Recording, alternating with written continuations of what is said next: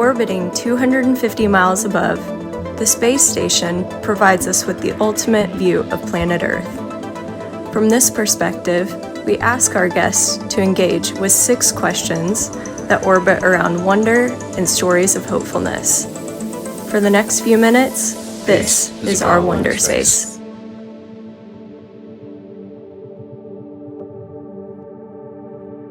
Welcome to the 101st episode of the Wonderspace Podcast, which is an expression of a family trust called Panaper. My name is Steve Cole, and since September 2020, I have asked the same 6 questions to over 100 people from around the world. People like Kanini Matuni from the DRK Foundation in Kenya, who in episode 22 talked about the amazing work of the People's Pension Trust in Ghana, who are providing a solution for informal workers who do not have a fixed wage or a pension.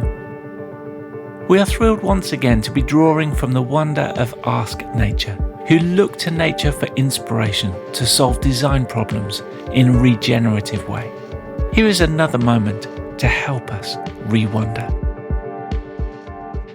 Members of the Discosoma genus of corals may not look like much from their pancake-like shape, but when they take the spotlight, their colors dazzle.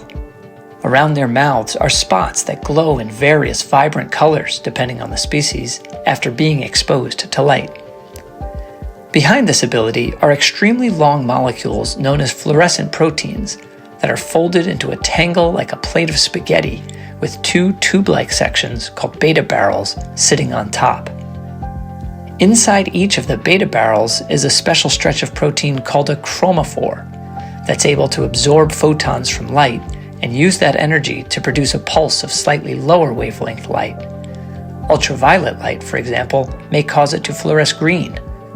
The beta barrels act like hurricane lamps that protect candles from the wind, only they're preventing other molecules from absorbing the energy before the chromophore can fluoresce.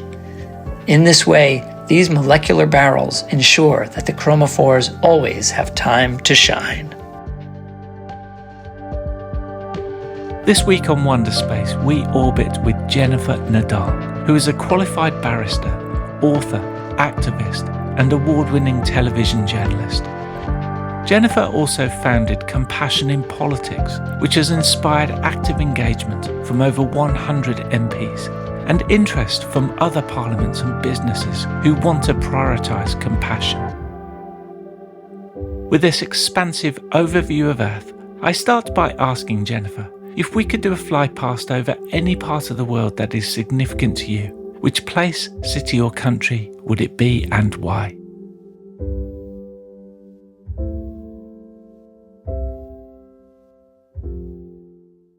I've spent a lot of my life wanting to be somewhere else, thinking that there is this place where I am going to feel completely at home. I've always felt like an outsider, like I don't really belong. And so I've always had this fantasy that if I was there, everything would be better. And as I've got older, I've realised that I just have to be where I am, that there isn't a place outside myself, that it's a place within myself that I need to be. And when I'm connected to my innermost self, my geographical location matters far less. I mean, I love mountains, I love sea. I think we live on an extraordinary planet. But for me, I have to plant myself where I am and try and blossom where I'm planted. Jennifer, give us a glimpse into your life story so far, with an emphasis on what you're doing currently.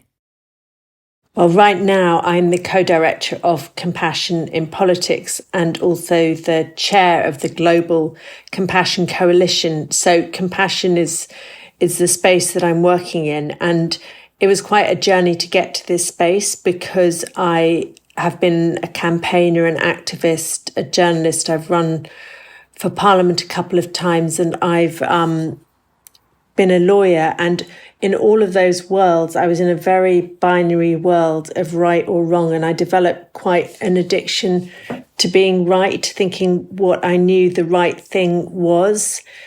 And really, it was post-Brexit, looking at our world, at the divisions, that I really began to see how my own attachment to rightness could build its own walls. Obviously America had a president that was trying to build a concrete wall. And I think many of those who have similar beliefs to me are capable of building our own internal walls, which creates division, which creates rightness. And the more we tell ourselves how right we are, the more wrong the other person becomes and the greater the chasm between us. And we lose our humanity, and it then becomes a tug of war between two different ideologies or two different groups. So although my belief is that we shouldn't other, and part of the problem with many government policies, in my view, is that we other those that we should be including. I myself was practicing othering. And the other thing was just, I've campaigned in lots of different areas, refugees, homelessness, climate, and all of them have the same underlying cause, which is the absence of compassion. They're all symptoms of the same thing. And so I really took a step back and thought, what is the thing I could do that would really make a difference? And I felt that if we could put compassion back in the political space, if we could have it once again seen as a legitimate political driver, if we could amplify those who are calling for compassionate outcomes, then that in turn would fertilise the soil in which so many other social justice campaigns with fantastic goals and aims are trying to grow. So we've been amazed by the response that we've had. To begin with, there was a bit of cynicism and a bit of compassion in politics. Well, there's an oxymoron. But actually, what we found once people had got over themselves was that there was such a hunger for value, for things that people could believe in. And we've now got active engagement from over 100 MPs, and we've got groups springing up across the world, all of whom want to prioritise compassion. And I was just recently in Spain speaking to a regional parliament where they want to make themselves a compassionate parliament. So there is so much we can be doing, and I'm incredibly excited about what's possible, because we need values. We need values. We need to have our moral compass back. And I really believe that compassion is the magnetic north by which we can set our compasses. Where on earth is your place of reset or recharge? I was born in the United States, and I moved to the UK when I was 2.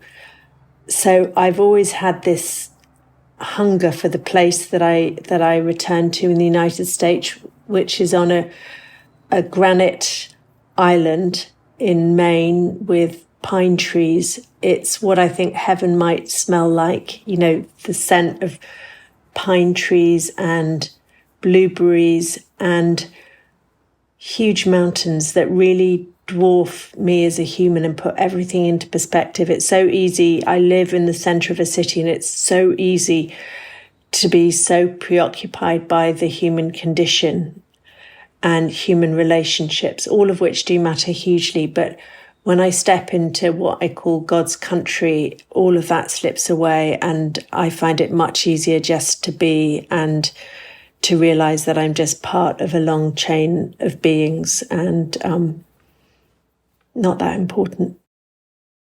What wonder of the natural world excites you the most? I think the ocean, the limitless ocean. I love the pattern of the waves. I feel it calling to me whenever I'm nearby. I've had the opportunity a couple of times to snorkel, and I've just been blown away by the extraordinary colours and shapes and beings that exist. We think in our human-centric lives that we know so much, and yet when you look under the water and see what's there, you realise how little you know, and also just how creative the universe is. The shocking colours that when you see them on a palette in a shop or in an art gallery, you think those are so fake, those colours, but you realise they all exist in nature, and that we are part of nature, not separate from it. Jennifer, what is your story of hopefulness that's not your own, about a person, business or non-profit who are doing amazing things for the world? Oh, I've got two, actually. I've got one personal one, which is my Aunt Ilse, who just died at 102, and she had escaped the Holocaust, and she was the most loving, positive person I have ever met in my life. She fled from Austria as a teenager, came to the UK, knew no one except that she was in love with someone she'd met in the Austrian opera called Henry, and she knew that he had fled to Paris. So in the middle of the night, she ran away from her home in the UK, barely speaking English, barely speaking French, and in the middle of war made her way to Paris, where she found her Henry. And then she eventually got papers to go to America, and she refused to go to America because Henry couldn't have gone with her. So she stayed in occupied France as a Jewish girl to be near her love, and she ended up having a huge extended family and being the most positive person. And whenever I would say to her, you know, Ilse, those terrible things that you witnessed, that you lived through, that you escaped, how can you be so positive? And she said, because of love. I've lived my life full of love, and there's nothing that makes you happier. So she's one. The other is a man called the Reverend Paul Nicholson. He began life as a wine merchant and then became a priest. In fact, he featured as the vicar of Dibley. And he then moved to Tottenham, where he devoted himself to service of the poorest of the poor. And it was him who started the movement for a living wage. He did a research on the minimum wage and realised that it wasn't enough to live on. He commissioned research on benefits that they weren't enough to live on. And so he started this extraordinary campaign, which so many of us know about now, which was the living wage movement, and in fact persuaded Ken Livingstone to do it, to take it up. He went to court and represented people who were going to be imprisoned because they hadn't paid their television licence. He refused to pay his poll tax during the poll tax riots because he wanted to experience what those who weren't paying the poll tax were also experiencing. And he died last year at the age of 87. And I spoke to him the week before he died, and he was heading to Downing Street, and he was going to beg, sitting outside Downing Street, to really experience what it was to have nothing and to sit on a pavement ignored by those who passed by. And I said to him, I'll come and sit with you. I was quite worried about him. You know, he's a very elderly man who'd been in hospital a lot of late, and he was going to sit in the freezing weather outside Downing Street. And he said, no, I have to go alone. I have to go alone because otherwise I won't experience what those I'm fighting for experience. And he lived an incredibly humble life in one room in Tottenham. And the only thing he cared about was compassion. And he ran a brilliant organisation called Taxpayers Against Poverty, which is what it says on the tin, and set up the Zacchaeus Foundation, which works with homeless people and also fights for the rights of benefit claimants. And he's my hero, really. Finally, as we prepare to re-enter the Earth's atmosphere, what insight, wisdom or question would you like to leave with us? I think that really the only place to be, and I certainly can't be there most of the time, is a place of unconditional love. That, you know, so many things hurt us. There's so many wounds and scars and wrongs and disappointments that happen during life. And if we can just be in a place of unconditional love and look at those that do wrong or hurt us as hurting humans who are also doing the best they can, then we feel part of something which is extraordinary, and we can transcend to some extent the woundedness of what it is to be human. So that's, you know, a lifetime's journey, but I constantly try to shift into that. And, you know, hate is so much easier. It's like you get an immediate high from feeling outraged or from, attacking someone else. You feel so good because every time you tell the story of how bad they are, you feel a little bit better yourself. But it's an addictive process. It's just like eating sugar. You get this high and then you crash afterwards, because I think we're made to love, and I think that life's experiences divorce us from our capacity to love. And the more we can clear away the scar tissue and reconnect with our capacity for unconditional love, the better the world will be, and the easier each of us on our journey as a human being will find it.